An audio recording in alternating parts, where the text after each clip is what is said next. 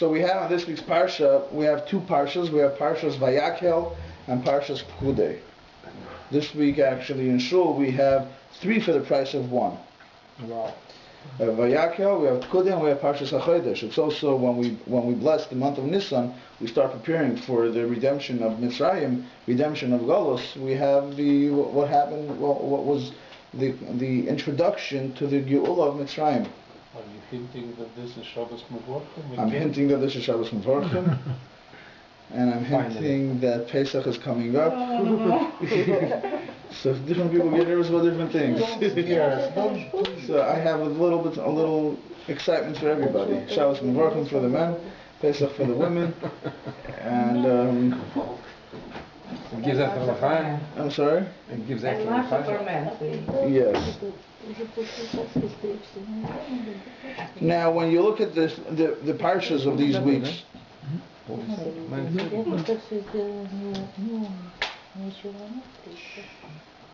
when we look at the parshas of these weeks, we have something phenomenal, as we had spoken about, that it discusses the construction, the instruction, and the construction to build the construction of the Mishkan, of the temple that was made for Hashem when the Jewish people, when our forefathers were in the Midbar, when they were in the desert for 40 years.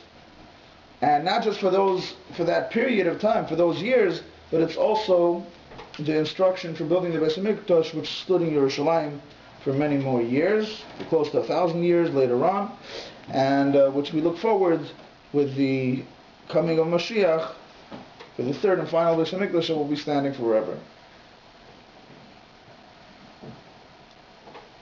More than just giving us the instruction for building a temple, which seems to be very simple. Now you want to have a temple, make a room, designate a room for worshiping God. What do we need so many details for? This is what the benches should look like. This is what the tables should look like. What's the point of this? Who needs this? Why is it so? Right? So really what's going on over here is not just a temple, a place where we can pray to Hashem, because really a Jew could pray anywhere. And a Jew should feel comfortable to pray anywhere, to study. So what do we need? The Beis HaMikdash for? And the answer is that it's not just a place to pray, much more than that. This is a place of very profound spiritual energy, a place of brilliant revelation of godliness. That's where the Beis HaMikdash, that's where the Mishkan is. And therefore, we have four parshas that are designated to this issue: Truma Tetzava, a little bit of Kisisa, but mostly not, and Vayakhel Perkudei, which are dedicated to first the instruction. Truma is the instruction. Truma is someone, and Tetzava is the instruction of God to Moshe Rabbeinu to build the Beis HaMikdash, to build a temple.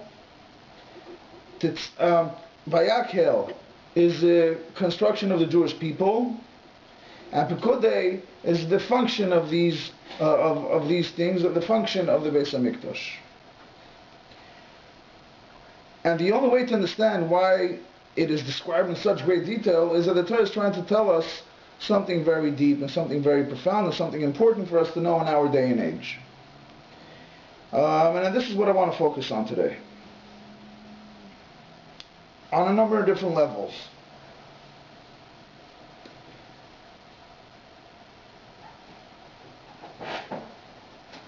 There's always a question that people have.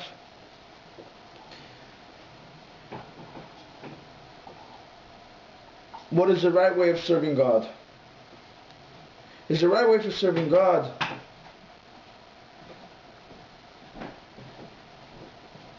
Thank you. I appreciate it.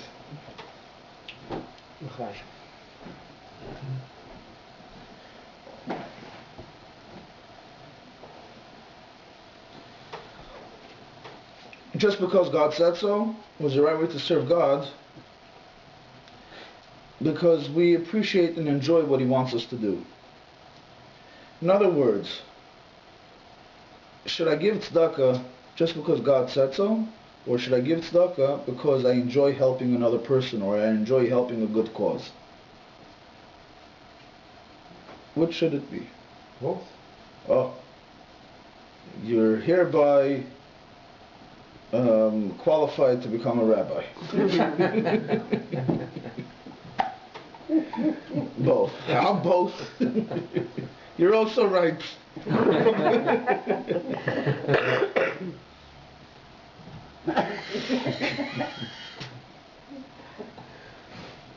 And I think that this is that the parshas, when we look at the order of the way these parshas happen, the Torah teaches us something very profound in this area, in our relationship with Hashem, and going a little bit deeper into a concept in Kabbalah, and this is also what we're going to focus on today.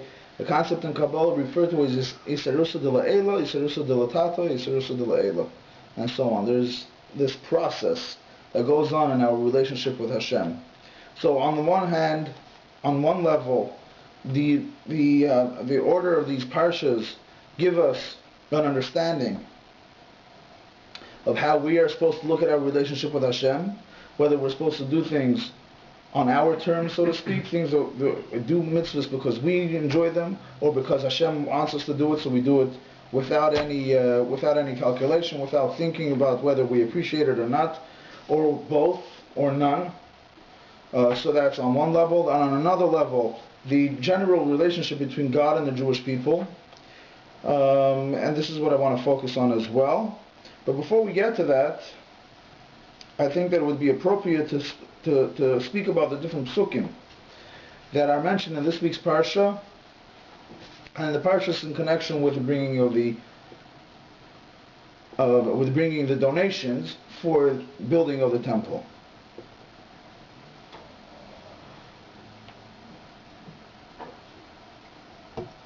In the context of the psukim, where God commands the instructions of building the Mishkan, we see what seems to be, on the one hand, an obligation to bring these different offerings and these different donations to Hashem. K'chu me'itchem is one word which indicates somehow, take from them, take from you, which seems like an order. You have to take. You have to give. On the other hand, it also says, Kol nediv liba yiviyah, that a generous heart will bring. In other words, if you're not feeling generous, you don't bring. This seems to be somewhat of a contradiction. On the one hand, the Pasuk Hashem is telling us that we have to bring donations. On the other hand, Hashem is leaving it up to our good judgment. Which one is it? And a lot of the Mefarshim discuss this, and they have their different approaches based on their own way of understanding and interpreting the Torah. Mention a few of them. What's going on over here is that there's a focus on the goodwill of the Jewish people. The idea of the Mishkan was in order to make Hashem a reality in this world. A true reality, to express Hashem's existence and the truth of Hashem, that it should be seen by any person that comes to the Mishkan. That's what the temple was all about. To give people the ability to have a supernatural experience, to have a superhuman experience. So when you walk in there, you would feel something, you would experience something. This was the idea of the Mishkan. Not just for the human being to see something, but in order to express the truth of what this world is all about. When you look at this world, it seems to be an independent existence, independent of Hashem, God forbid. It seems to be a perfect world running on the laws of nature, to the point that some could argue that there is, God forbid, there is no God. And the Mishkan is there to show us and to tell us that look at this place, you see how much it is connected and one with Hashem. So too is the rest of this world. To make Hashem a real reality in this world. When was the Mishkan built? This detail is also not insignificant. It's important to focus on this detail as well. When was it built? After the sin of the golden calf. What's the connection between the two? Only after the Jewish people made the golden calf. That's when they built the Mishkan. Why? So there's a lot of interpretation in this as well. But Mishkan was built on Nisan first. Pardon? Almost a year later, right? So it was built a year later. So it was built afterwards. But golden calf happened like 40 days after. Correct. So when was the Mishkan built? After the golden calf. Yeah. In other words, we don't know about a Mishkan until after there's a golden calf. Right. Is that just a coincidence or is that significant? Based on what we'll discuss today, hopefully we'll see how the golden calf has a connection with the Mishkan. There are a lot of different connections. We'll point out a number of them. The idea here is suddenly Hashem tells the Jewish people that you have to build a temple, and it has to have beautiful vessels, and it has to be woven, and it has to be particular tapestry and curtains and a magnificent structure for Hashem that He wants it. When did the Jewish people learn all these things? Which school did they go to learn how to construct these tents? They were very smart. They were able to figure it out on their own. No, there were two dedicated. There were two dedicated guys. How old were they? Yeah. 13? No, so? Well, when was the last time you gave a 13-year-old a project? Me? Yeah. This is... So he's saying, because God, He could do whatever He wants. He gave it a 13-year-old. But there's, we see something very, very, so you can say that, and that's true. But when you look at the wording of the Parsha, you see something very, very interesting, very, very striking. That what Rashi points out, that what was unique about Bezalel, that his heart was dedicated.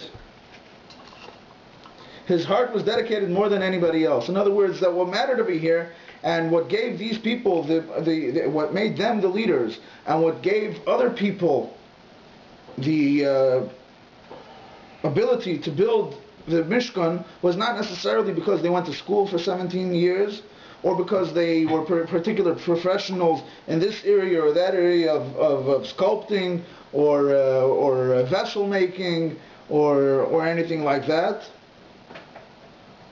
But it was their dedication, their goodwill, their interest, their desire. I saw a very interesting idea, a little more on the level of Kabbalah. It says that Hashem created this world. How was the world created? Was Hashem forced to be? Why is it if Hashem wanted to build a temple, Hashem could have said, okay, fine, everybody has to bring 20 ounces of gold, 10 ounces of silver, and so on and so forth. You have 2 million Jews, divide that according to the needs that you have. Hashem didn't do it that way. Hashem just opened the general fundraising campaign. So here, we're opening a fundraising campaign. Anybody that wants to give, please come forward. Why did Hashem do it this way? So it's a very interesting answer on a level, it's understood on the level of Kabbalah, on the level of Seid. That our creation of making the temple is, so to speak, this is our partnership with Hashem in the creation of the world. Hashem did His part in creating the world, and we know that we are partners with Hashem in the creation of the world. Where is the seen? How is it seen? On our level, in today's day and age, this is seen by performing Torah mitzvahs. This was most expressed in the Beis HaMikdash. What happens when we perform Torah mitzvahs? We turn our life, our house, our home, our workplace, and so on, into a temple for Hashem. The original temple had to be built in a way that was very similar to the way Hashem created the world. Hashem was not forced to create the world. Hashem chose to create the world. He had a desire to create the world. And therefore, when we were creating the world, so to speak, our world, when we start creating and building our world, it also has to be by choice, not because we're forced to do so. And therefore Hashem says, I'm not telling you how much to give, what to give. I'm just telling you, you have the option. If you're to choose not to do anything, that's fine as well. Because we have to behave, so to speak, in the likeness of Hashem. Just like Hashem wasn't forced by anybody or any force, God forbid, to create the world. It was something that He chose to do. So too, we have to choose to do the right thing. So this was true in the times of in the Mishkan, in the contributions that were necessary in order to build the Mishkan. And this is also true, I think, that we could apply the same thing into our day and age. That many of us are brought up with the feeling and the attitude that we don't have to do Yiddishkeit. Yeah, we make the right choice. Yeah, we choose to do the right thing. A lot of people ask, what's the idea? Why, if it's so important for us to do mitzvahs, Hashem could have just created a reality in which we're programmed to do mitzvahs. Why is it so important for us to make the choices? But if that were the case, there would be something lacking in the partnership. It's something that we're for. Hashem wasn't forced to do anything and He did it. So why do we have to do it? But He needs partner. No, so there would be something wrong in the partnership, and therefore He gives us free choice. You choose to do whatever you want. But it's definitely seen very clearly in this idea of the contributions that were necessary for creating the Mishkan. It was not by force, it was not by obligation, there was no commandment even. We're opening a fundraising campaign, you're welcome to give. Why was it necessary to do after the Chet HaEgel? Only after the sin of the golden calf, when the Jewish people created the golden calf, or made the golden calf. That's when it was necessary. What was their point of making this golden calf? Was in order, because they felt they wanted to have a physical object that will help them connect to Hashem. However, it was on their terms, it wasn't on Hashem's terms. And therefore Hashem says, here's my terms of the way you make this physical world. They had an idea, to a certain degree, they were on the right track. They knew that they have to make this world a holy place. They knew that they have to make this world somewhat connected to Hashem, but they got the details wrong.